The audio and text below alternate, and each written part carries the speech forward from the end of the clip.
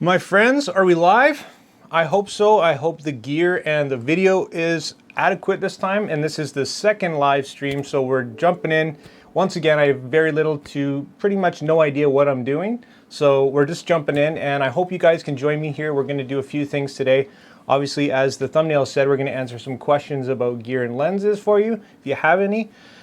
As well, we're going to announce a winner of our last stream. I said I'd be giving away a Luminar 4 subscription, so we're going to be doing just that, as well as maybe a few other surprises. So this isn't going to be an overly long one. I guess it really depends on who shows up and what questions that you have. So let's dive in, guys. And I wanted to start off by saying once again, thank you so much for your support up to this point. You guys are so awesome, and I love this little community where we can get together and have these chats and answer your questions and grow together.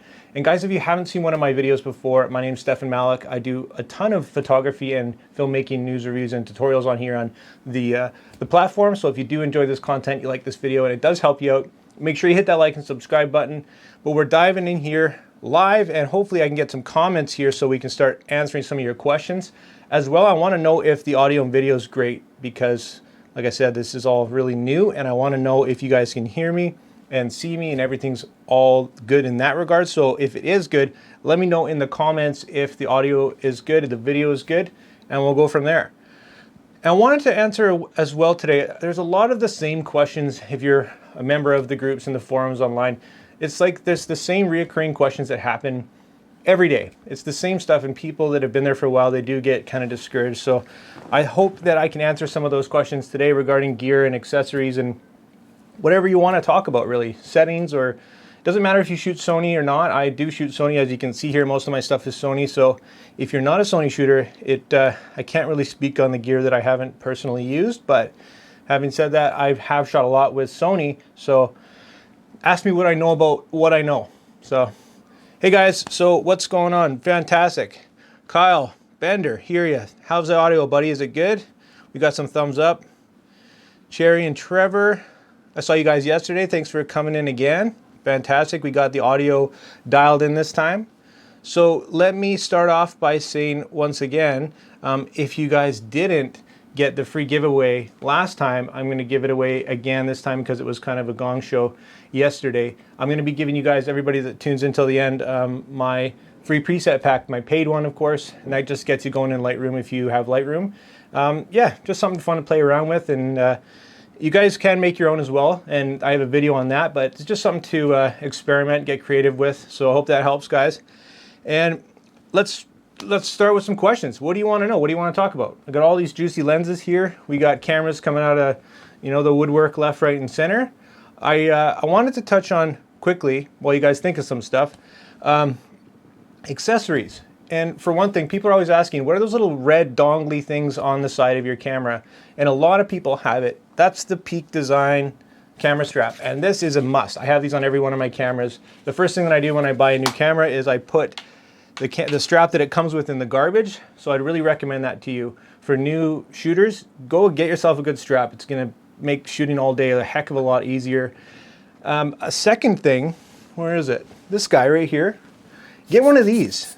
And constantly, I saw a bunch of posts today, like there's these spots all over my pictures, and I changed lenses. Well, your sensor's dirty or your lens is dirty, the actual front element or the back. So give it a little spray off, and it does wonders. Because if you're shooting mirrorless these days, man, oh, they are dust magnets. And if you're shooting Sony, they don't close when you turn them off and stuff. So it kind of drives me a bit insane.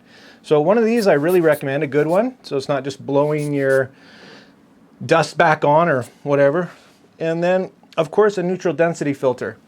And we'll talk on that in a bit more detail in a different video. But if you are new and you're thinking about this, what does it do? It's for controlling shutter speed. Especially if you're a video shooter, you're going to need a variable neutral density filter. So check that out. So right off the bat, 3 things that I recommend: top accessories, your strap, your blower thing, and of course your neutral density filter. So let's go to the questions, guys. Yes, he loves those straps. Who we got here? Roger Sarah, hey buddy. David Kim, Bradley Tice, Kyle Bender, Roger Sarah. Okay, will you come up with any Luminar 4 looks presets? Luminar 4, I I don't do a heck of a lot of preset editing in Luminar 4. I'm pretty much there, to be honest, for the sky swap. I love that kind of feature and just experimenting, just going crazy, you know, sci-fi or outside the box. Nothing like, you know, too basic edits. I'll use my Lightroom for that. Lightroom, I think, is the best performing for me, and easiest way to manage all my photos in one place. I can edit 100 photos at a time, like really fast batch photos. It's the best. You can't replace that. So probably not, but you never know if they come out with some interesting things that are fun. You never know. Luminar 4, let's look. Oh, here we go. We got a lens question. Looking at the Sony 10-18, but have the 16-55. Not sure if it's worth picking up. Absolutely. That 6 millimeters is going to make a huge difference. It does make a massive difference. That's the difference between pretty much a standard and an ultra wide. Remember, the 16-55 isn't a 16-55. It's almost your equivalent to the crop sensor 24-70, or just a little bit more. But your 10-18 is pretty much the only Sony wide angle lens that you're going to get that's going to be probably what you're looking for. And again, it's a 15 to, what is this, 10-18, so 15-24. It's not a huge range, but that 15 is really hard to find in a crop sensor. It's also image stabilized, so if you do vlogging, it's going to be one of the best things out there right now, if you ask me, for that ultra wide size. So I hope that answered that. Try out astrophotography tips and what to avoid as a beginner. Astro's tough. Astro is kind of a niche thing. I'm not the greatest at it, I'll be honest with you. There's lots of guys that are just insane. Oh, we got a phone call. We'll leave that for later though. Astro is something that I wouldn't be able to teach you too much, honestly. I'm just not the greatest. I have some. I'll show you some photos in the coming videos here if you want. But you need a great fast lens, something really wide. And I've tried with all sorts of focal lengths. The wider the better, to be honest, because it's just so vast and so amazing. And primes are going to be your best friend for sure. But having said that, your camera is going to make a big difference too. They're saying that the A7 III is a star eater and all these things. But get out there and do it. You can't really go wrong. The sky, the Milky Way is phenomenal. It's so amazing. And it's really hard to go wrong. So just experiment with shutter speeds. You need a really sturdy tripod, and you need some patience. You're probably going to take 15 of the same photo. And it's time consuming, and you're usually out in the freezing cold. So you want to be away from the city as well. That's a big deal. The light pollution plays a big role in that. But even here in Vancouver, I've seen people capture some pretty incredible stuff, even like the northern lights when they're coming, because you know your camera's going to pick up stuff that you can't see with your naked eye. So there's some people that have actually uncovered some incredible things that you don't know it's there, but it's there. So yeah, Astro, I'll do a video on it maybe in the future, but it's a pretty cool little niche there, I would say for sure. Hopefully that helped, guys. You bet, Clifton. Thanks for joining in, buddy. What do you think about the Sony 55? Absolutely fantastic lens. That thing is a beast in pretty much every regard, in photo and video. I like my 50s. It's surprising for the size and the weight. It's just so sharp, and it's really, really good. And yeah, it's actually not as popular as it should be, I would say, especially for like an intermediate, somebody who's kind of getting out of the kit lens and looking for a great first prime. It is on the pricier side. I think it's around about $1,000. But it's fantastic. It really is. It's going to do everything you need it to do, and I'd fully recommend it. I do have a review on it for sure. Oh no, audio's choppy. Is it bad? How bad are we talking, guys? Is it doable? Audio's in and out. I wonder if it's because of the wireless. Once again, we had this issue yesterday, and if it gets really bad, tell me, but maybe it's because of the wireless. I'm not sure. We've got lots of battery and whatnot. Before we get cut off, just because if something goes hairy here, why don't we do the Luminar 4 draw? Like I promised you guys, if you tuned into the last live stream, I promised that I was going to give away a copy of Luminar 4 to one of the viewers here, so let's do it.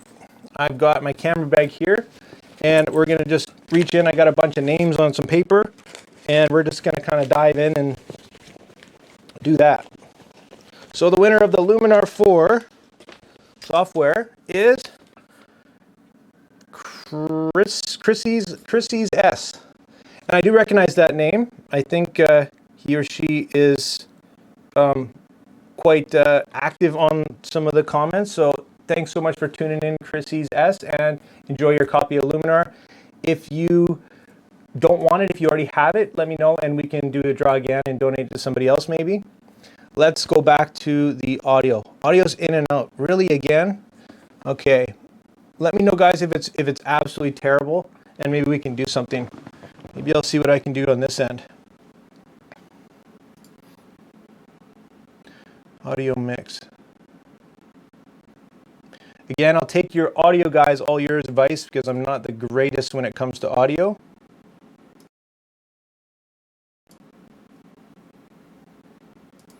Let me know if that made a difference at all. Audio static again, very choppy. Man, it started out good. Let's answer a few more questions. $800 budget, what lens do you recommend as a second lens after the kit lens as an A7 III? $800 budget. Still there. Killing me. This audio. Okay. Well, guys, if it's terrible, let me know and we'll cut it short and I'll get it fixed up for next time. But if it's okay, just let me know and we'll keep going. $800 budget lens for the Sony A7 III. That's easy. That's easy.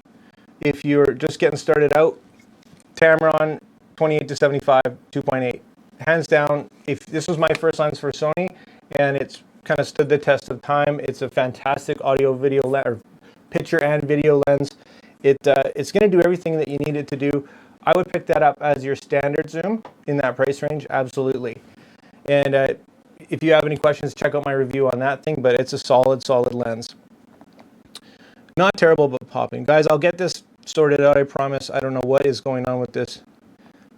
Okay, well, if you can hear me, that's great news, but yeah, growing pains, guys. I literally just threw this thing together yesterday, and I got to still do a little bit more. If you guys are, any of you are live streamers and you have some input onto this, give me a shout.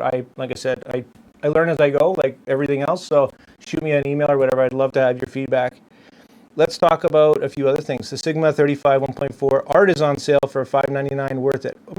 Well, it's a pretty darn awesome looking lens. I haven't used that guy, but it is big and heavy. If you don't mind the Sigma size, it's got good quality. It's going to do everything you need. I think it's a better, obviously, stills lens than a video lens.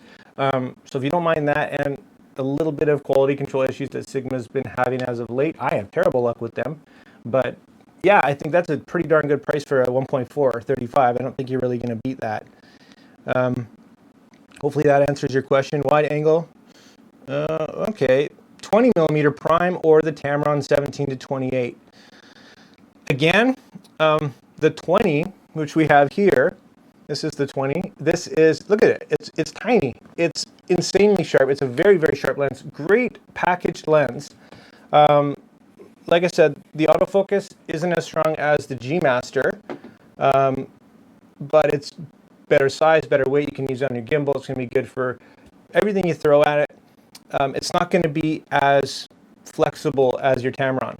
And that's really all I have to say about that. If you want flexibility, 17 is when you get onto the wide end, every millimeter is going to make a pretty big difference. And the Tamron's also really sharp too.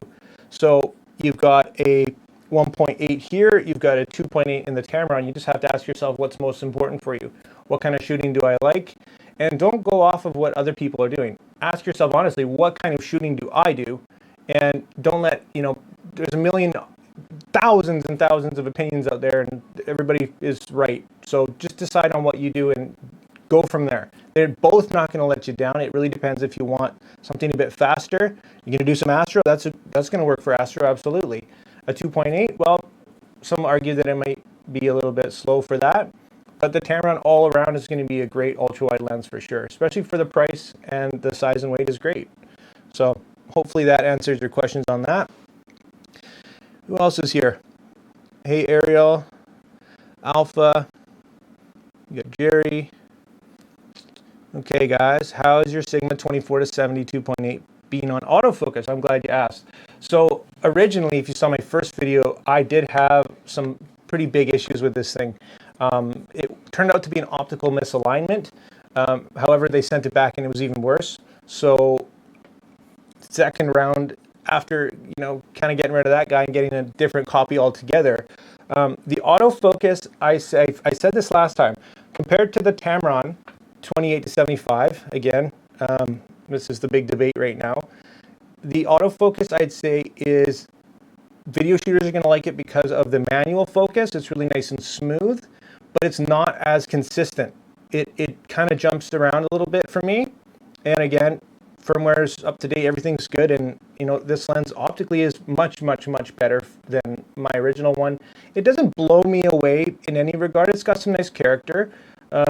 The kind of smoothness and overall transitions are a bit nicer, but again, it's a bigger, heavier, more expensive lens, and I'm not blown away by the autofocus. And again, maybe because I've used this for so many years and it's kind of my go-to, and I know it intimately. Where this guy, I do use it a lot, but there's just a couple little things for you. So yeah, it's not the perfect lens, and again, it's a third-party lens. It's not going to perform like the G Master per se. It's going to be a little bit less reliable, and hopefully that answered your question on that. All right, guys, there we go. What else we got here? Beginner in photography. I'm having an older Canon 650D and wanting a good prime for light painting. What do you recommend? Okay.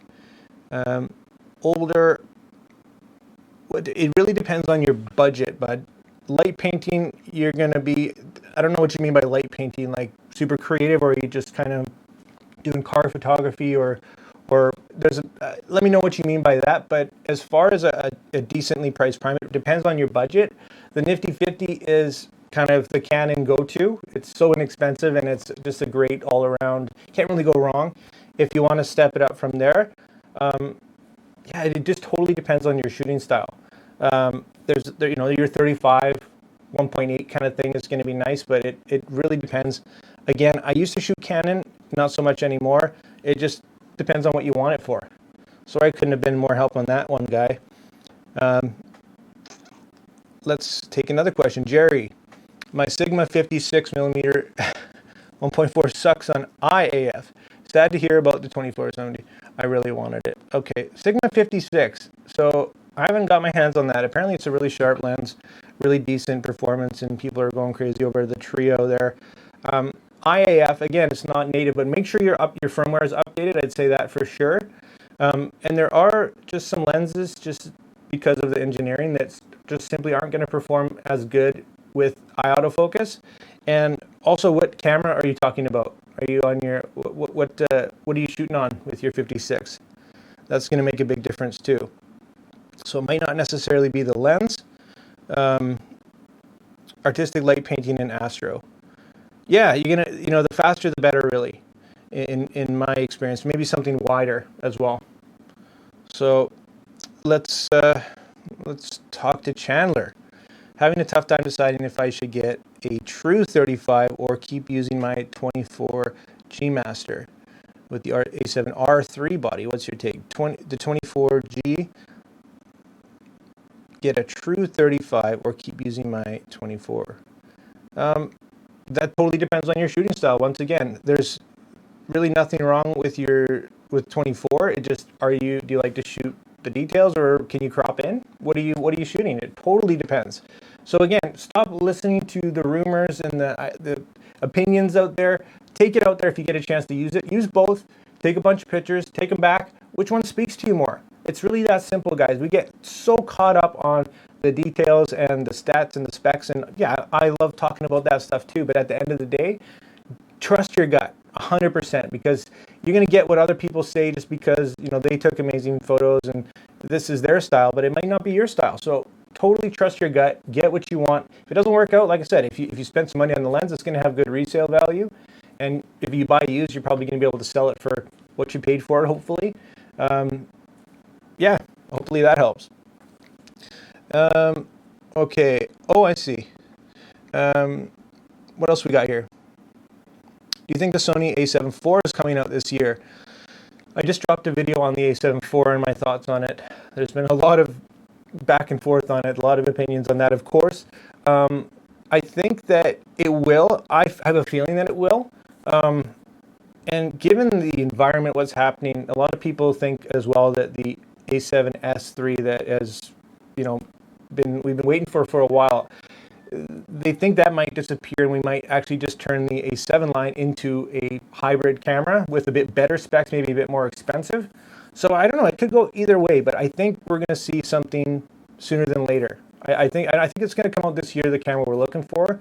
And with Canon putting the pressure on, everybody has to respond, right, in some way, shape, or form.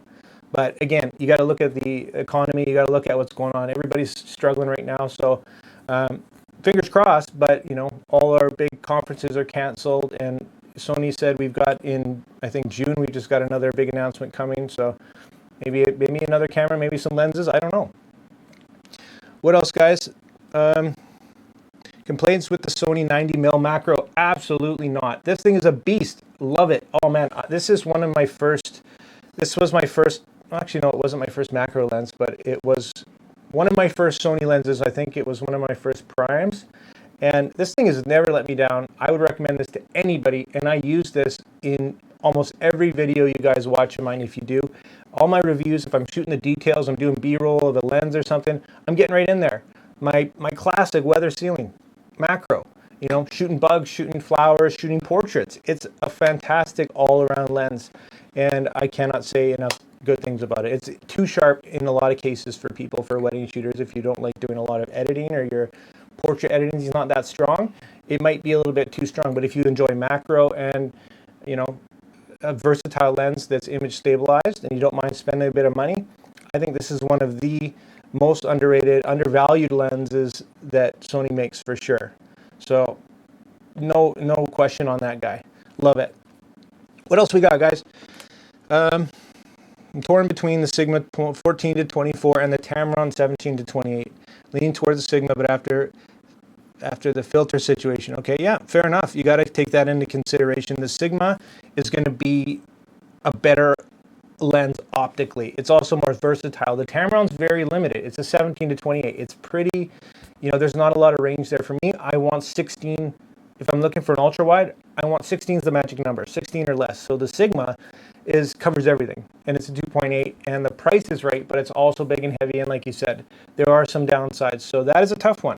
What's most important for you? Do you need a super ultra wide, crazy 14mm wide lens, or can you get away with the Tamron? Is size and weight a factor? If size and weight is a factor, it's a done deal. What about price? The Sigma is more expensive, but not by a heck of a lot. So you got to weigh the pros and the cons again. They both have great warranties, so you're covered in that aspect, but it really depends, again, what you're going to be shooting. Are you going to be doing lots of video work? Well, the Sigma's really big, and if you're using a gimbal, it's going to be a little bit tough. So take those into consideration. They're both going to be crazy sharp. They're both 2.8, so there's pros and cons to each. But don't look at the reviews again. Look at what you do, and then say, hey, what do I need? Do I need a super ultra wide lens? Well, yeah, I do. Okay, well, that's out. Simple. Hopefully that helped, guys. What else we got? How much it actually costs to make these lenses? Lots in R&D, and not as much to actually make them, but it's going to depend on the brand, because there's so much difference in quality that goes into these things. We've got a Samyang here, and we've got a Sigma here, and this is a 1.4, this is a 2.8. You can't compare them because one's a prime, but this is significantly heavier. The building materials on the Sigma are absolutely beautiful. This is a 1.4, and it's kind of plasticky feeling. So having said that, your GM 1.85, 1.4 is going to be way heavier, different materials, so different costs associated. And then there's markup, right? So there's so many factors. Yeah. What else we got, guys? Somebody tell me how many megapixels is the A7R4? Tell me, first person. Let's go. And I'll go on to the next one. Yeah, considering the 90 to the 90 to the 100 GM, I would say the 90 all the way, just because it's so much more versatile, like hands down. It's also, I think, quite a bit smaller. I think that other 100 is kind of a bit awkward. I only think I've ever held that thing once, that 100. It's a little bit of a weird one. You don't see it very often, but yeah, hands down, the macro is just for its versatility, if anything. All right, Jay, you nailed it, buddy. 61. Email me. I'm going to send you something. You've just won a prize for being the first one. And let's see what else we got, guys. Laowa 15F2. I haven't used it, to be honest. I've heard good things. Nice wide prime, which is kind of cool. But I can't speak on its performance just because I haven't used it. And that's where I kind of draw the line. So yeah, guys, again, shoot me your questions. Anything you want to know, any lens, let's get it out of the way so you don't have to repost on all these forums and stuff. Let's do it. And I want to talk to you about a couple of the lenses that I've been using lately, and just what are my overall thoughts. It always goes back to the Sigma right now versus the Tamron. And this is a big decision for people. And let's break it down. Okay, so we've got two awesome lenses here. If it's going to be your first standard zoom, cost is a factor. I think this is about a third cheaper. And look at the size and the weight. It's significantly heavier, okay? But this constantly always goes back to these two. They're both going to be phenomenal. Optically, they're really, really close. You're splitting hairs as usual. Like I said, autofocus, this is a bit more consistent for me, the Tamron, where this guy is going to be better for manual focus pulling, and it's going to be a little bit smoother. So accuracy, reliability, and then this is just a little bit smoother. And it does have some bells and whistles like the automatic manual focus switch and your customizable focus hold button. And the build, of course, the build is a lot better on the Sigma. It's beautiful. It's a beautiful lens. When you have it on your camera, you just feel like $1,000,000 on there. So also, guys, if you are not subscribed, I wanted to let you know that I'm giving away this bad boy right here, the Viltrox 85 f1.6. Or 8, as a lot of people know it, to one of you subscribers. All you got to do is hit that subscribe button and join the community. Hopefully, you guys, like talking about this stuff. I'm going to start to do some more live streams lately, but I always have my other videos, and I'm actually in between some projects right now. That's why I thought we'd do some fun live streams like this, and I want to hear your guys' thought and what you guys think about all this, what's going on with the industry and stuff like that. It's a tough time, so it's going to be really interesting to see where this stuff heads. Let's talk about the next question here, guys. Chandler, will I pick up the 70 to 180 Tamron? You know what? I really doubt it. And the reason is, there's a few reasons. I have my 100 to 400 G Master, and this is, again, if you watch my videos, probably one of my favorite lenses of all time. You can't beat it. That thing is going to be a beast for sure. It's apparently, I was reading more about it, the minimum focus distance is insane. Like, it's going to produce some absolutely incredible and unique images up close. The size is really great, but again, there's different classes of lenses. It's kind of going to be your Sigma and your Tamron, and Sigma will eventually release a 2.8 70 to 200 for the Sony E-mount cameras, and it's going to be like this. It's going to be a heavier, bigger, and probably a bit better optically, maybe a bit better rendering lens, but that Tamron is no slouch either. It is not image stabilized, so keep that in mind. That was kind of a big downside for me, and like I said, yeah, and you'll say, oh, people say, you've got the IBIS, it doesn't matter. It does matter. It does make a big difference. Otherwise, it wouldn't be in the GMs, because Sony, as you might know, doesn't have the best IBIS on the planet. So hopefully that answers your question, and I don't like that loss of 10 millimeters on the wide, on the long end. That kind of bugs me, because I like to shoot the details.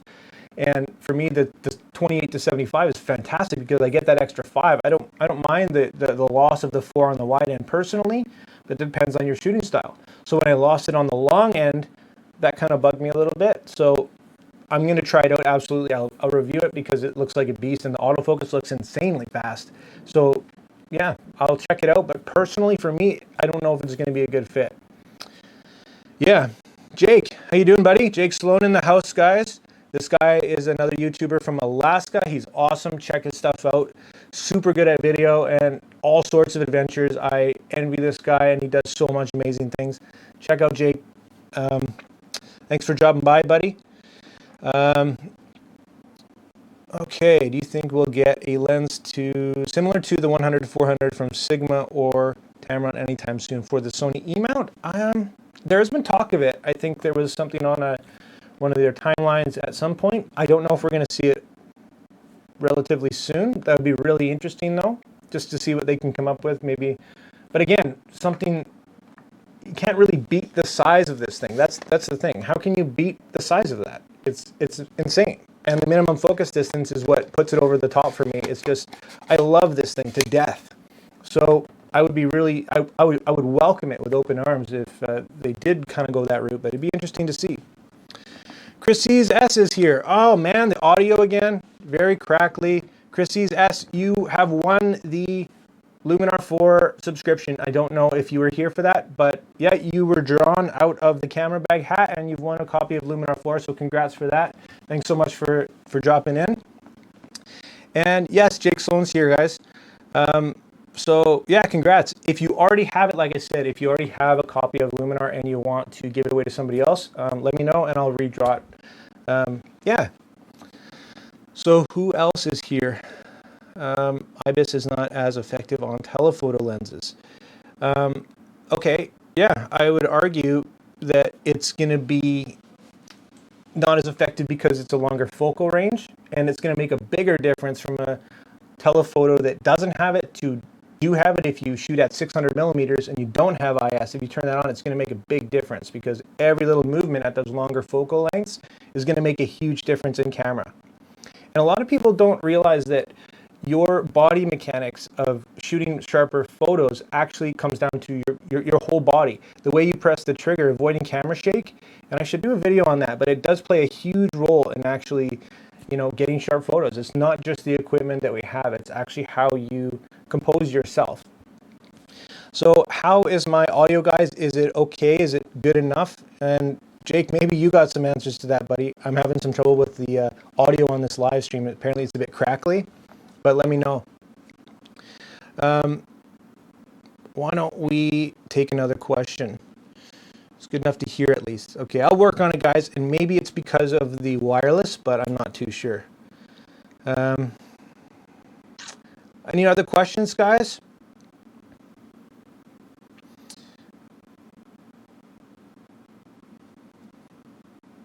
What angle from Lapin's video? Please tell me what wide angle to take for real estate. I have a Sony a7 III camera and have 24 1.4 GM. Okay, yeah, that's not going to be wide enough for most shots. I have a background in real estate. I'm a realtor in another world, and yeah, 24 is just not wide enough. You're going to, for really small areas, if you're doing apartments and stuff, you're going to want something much wider. I shoot with the 16 to 35 f4, and that's enough for me most of the time. That Sigma 14 to 24 is also going to be a fantastic option if you're shooting real estate and you don't care so much about the size. That's going to be a fantastic option. I don't know if there's actually a better option because that is a versatile lens as long as you don't care about the size of it, just for pretty much everything. So check that out. All right. Okay, in really short bits. Thanks, buddy. I got to get this audio figured out. Like I said, if you're an audio expert and you want to email me and tell me what's going on with this audio, I'd be much appreciated because, like I said, I'm learning as I go here. We'll cut it off in a couple minutes here, guys. But like I said, once again, thanks so much for dropping by. And if you aren't subscribed and you want a chance to win this lens and a couple other things here, I'm going to be giving away this Nisi close-up lens filter, basically, and it makes any lens a macro. I got that to give away as well as maybe a few other subscriptions to some awesome stuff you may have heard of. So yeah, make sure you do that. Join the community. I've also started a page for us. If you want to go to the big old blue book, check out a group called Better Photography and Filmmaking. And I've just made it. It's brand new, and I've got a picture of me and some lenses, pretty much what you see here. And I thought we could all go there and just in a great environment, no BS, just chat about what we love and grow together. So check that out, guys. Just a place to connect better photography and filmmaking. So other than that, guys, before we wrap up here, I am using the Rode Wireless Go. Is that why? Does this thing suck? Because I use it in all my videos, but again, live streaming is perhaps a different beast. Oh, there you go. She does not have it, and congratulations on the Luminar 4. Yay. This must be crazy delayed because I said that like 8 minutes ago. Okay, guys, I'll take a couple more questions, and then we got a jet because I got to get this figured out, because if it's bugging you, then it's killing me inside. Let us talk about a few more questions. What do you think about the relatively new prime Tamron lenses? That's a great question. The flare resistance in particular looks outstanding. The little 2.8s, I have not got my hands on them yet, and I got to say they look pretty cool for the size. I know not a lot of people are blown away over the 2.8 just in this day and age, but for the price and what they're giving you, I think they might be a good pickup. But I'll try and get my hands on them and review them. But of course, I really can't comment until I get them in my hand. I would be no good if that was the case. Okay, that's what I said, and I literally changed nothing with the audio last time other than literally getting out of everything and restarting it. I didn't change anything, so gonna drive me a little bit crazy. Yeah, it's a fantastic little system, and it just goes and goes and goes. But like I said, I don't know if it's because the audio is bad because of streaming wireless or what. But yeah, I would love an answer. No, I used the same exact mic last time, is in the first live stream. So it did clear up on the second time, I think it was. Here's a question from Wojciech. Sorry, buddy, I can't pronounce that, and I got such a small little screen here. It's kind of silly. But this guy's asking if I've heard about the new Samyang or Rokinon 75 f1.8. Do you think it's worth considering Samyang or better Viltrox f1.6? So that lens, I like Samyang lenses. They have beautiful rendering. I love the 85 1.4. This is a fantastic lens. That's another thing. I seem to be collecting 85s for some reason, and I love them. I love these both, to be honest. I like how the 85 Viltrox 1.6, yes, feels, and it's just got such a big, hefty build quality. I hate that it's not weather sealed, and it drives me crazy. And it even, having said that, there is a USB connection right there. I don't know if you guys can see, but there's no weather sealing, and you've got a USB port right there. So essentially, it's even more vulnerable to weather, and that drives me a little bit crazy. You're not going to be probably out in the monsoon shooting with this 85 anyways, but I do think that 75 f1.8 does look quite interesting, and I can't wait to check it out. So value-wise, I can't remember the price. I think it was $400 US for the 75 f1.8. So if that is, then yeah, now we're starting to compete with this guy. It's just going to be interesting to see how that plays out. And I just heard that the Viltrox 85 just has a version 2 that just popped. So check that out. I haven't got my hands on that either, but awesome. They're actually really good about updating firmware for the Sony version. They've done like 6 or 7 or 8 firmware updates. So it's great to see them on top of that. And I've reached out to them a few times for a few different things, and they're just like right back to you. So they do care about their products. Okay, guys, let's answer a few more questions, and then we'll cut it here. Any rumors regarding the new updated 70 to 200 GM? I have heard nothing about that, unfortunately. Yeah, what's up? Yep. I gotta call it quits here, guys. I'm getting eyes from the wife, and life happens, right? So yeah, let's also talk about the Samyang 35 f1.4 versus Sigma 35 1.4. Okay, so that's a good one. I think the Sigma, somebody just said it was on for $599 right now, the Sigma. So that might be a decent pickup. The Samyang, or the Rokinon 35 1.4, is going to be really similar in build to the 85, same feel and everything. It's a good lens. I enjoyed that lens, the 1.4. People and really heavy video shooters will argue that it's not going to be as reliable in video. So that's going to be up to you to decide. But for me, again, I haven't reviewed the Sigma yet, the 1.4, so I can't totally comment on that. I think they're both going to do you well. It just depends. When it comes to photography, you really can't go wrong. Again, you're splitting hairs in most cases unless there's a huge difference in price. Just, again, trust your gut. Always trust your gut. So I hope that makes sense, guys.